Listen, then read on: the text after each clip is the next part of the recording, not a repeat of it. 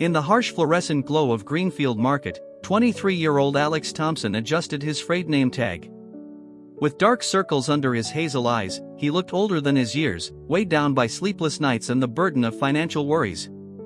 Yet, amid the evening shift's monotony, a warmth radiated from him, a flicker of kindness that somehow persisted despite his struggles. As he restocked the bread aisle, an unexpected movement caught his eye, a small figure darting between the shelves like a nervous sparrow.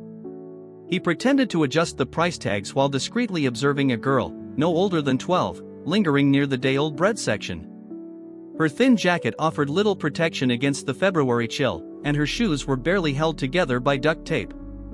Alex's heart clenched at the sight. He recognized that look of desperation. It mirrored his own reflection from years prior when he faced tragedy and empty cupboards.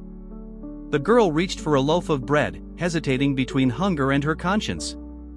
In the corner of the store, the elderly security guard, Mr. Johnson, appeared to doze off in his chair, his gray hair glistening under the harsh lights. What the shoppers didn't realize was that Mr. Johnson was actually Michael Green, the undercover CEO of Greenfield Market, observing the reality of his stores and the lives of his employees. Finally, the girl made her choice, clutching the loaf tightly in her hands. Just as she turned to leave, Alex called out gently, "Excuse me, can you help me with something?" She froze, fear washing over her face. "I'm doing inventory," he added, ensuring that anyone nearby could hear. "Could you help me carry these items to the register?" With trepidation, she approached him. Alex guided her to the checkout counter, where Michael watched intently. As Alex scanned the items, the loaf of bread, milk, eggs, cheese, and a few apples, his movements were casual, as if it were just another transaction. Then, with a quick glance around, he pulled out his worn wallet and swiped his debit card. "Thank you for your help," Alex said loudly, leaning down to whisper to the girl, "Take this. There's a sandwich in there too. Please be careful going home." Tears welled in her eyes as she clutched the bag to her chest. "Why?" she managed to whisper. Alex smiled softly, tinged with an old sadness. "Because someone once helped my family when we needed it. Just maybe, come talk to me next time instead of trying to sneak it out, okay? I'm usually here in the evenings."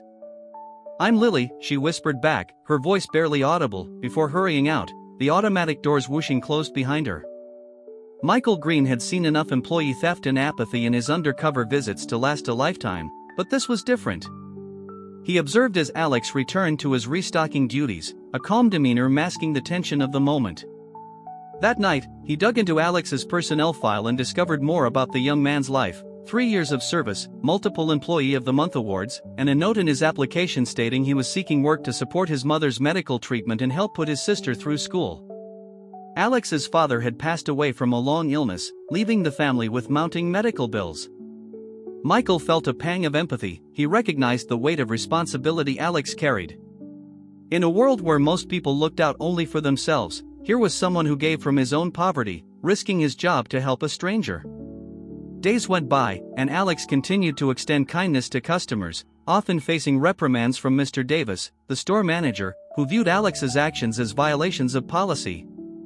But Alex stood firm, believing in the worth of his choices. One day, Lily returned, clutching money tightly in her small fist, determined to pay for her food properly this time. Before she could reach Alex, Mr. Davis intercepted her. "I know what you're doing," he sneered, grabbing her arm. "You're that little thief. Alex has been helping you steal." "No. I have money today, please." Lily's face went white with fear. "Mr. Davis, let her go." Alex stepped forward, heart racing. "She's just a customer trying to make a purchase." Davis laughed harshly. "More like your partner in crime. I've seen the security footage of you leaving food by the dumpster. That's company property." As the crowd began to gather, Lily's tears fell silently. Alex took a deep breath, determined to protect her. "If helping someone in need is a crime, then yes, I'm guilty. But I won't apologize for it." To Jonathan's surprise, Alex pressed his last paycheck into Lily's hand. "Get what you need," he whispered, walking out with his head held high, despite the humiliation. The next morning, Michael decided it was time for action. He confronted Mr. Davis, revealing his true identity as the CEO. "Enough is enough," he declared. "Alex Thompson has shown more leadership in one shift than you have in your entire tenure." The room fell silent as Michael laid out the facts. Alex's actions had increased customer loyalty and reduced waste. "You're fired, Mr. Davis," Michael announced, his voice firm. "Your behavior has been harmful to this company." With Davis gone, Michael turned to Alex. "We need to talk about your future with Greenfield Market." Overwhelmed, Alex could barely respond to the sudden turn of events. "You're being promoted to store manager," Michael said. The room erupted in applause. "Your salary will triple, and you'll receive full benefits starting immediately." As the cheers filled the air, Alex felt a wave of hope wash over him. "But I don't have the experience," he protested. "Exactly the experience we need," Michael replied. "You understand what truly matters, the people." In the weeks that followed, Greenfield Market buzzed with new energy. The store transformed into a community hub, with bulletin boards filled with resources for families in need. Alex worked tirelessly, implementing programs that provided support to the community. He organized food drives, partnered with local shelters, and created a program where employees could volunteer their time to help those less fortunate. One day, as he helped unload a shipment for the new food bank program, his family arrived to thank Michael for the support they received. His mother had found stability, and his sister was thriving in school, no longer weighed down by the threat of eviction or the burden of medical bills. As Alex stood watching the joy around him, he realized that this wasn't just about him anymore, it was about transforming Greenfield Market into a beacon of hope for the community. When the celebration began, Maria, one of the cashiers, leaned over to Alex. "Pretty amazing how much can change in a month, huh?" "Yeah," Alex replied, reflecting on how a single act of kindness had spiraled into a movement that brought hope and support to so many. That evening, as he locked up the store, he paused to admire the new sign above the entrance, "Greenfield Market, where community comes first." Beneath it, the motto read, "Because everyone deserves a helping hand." As he walked to his car, Alex felt a renewed sense of purpose.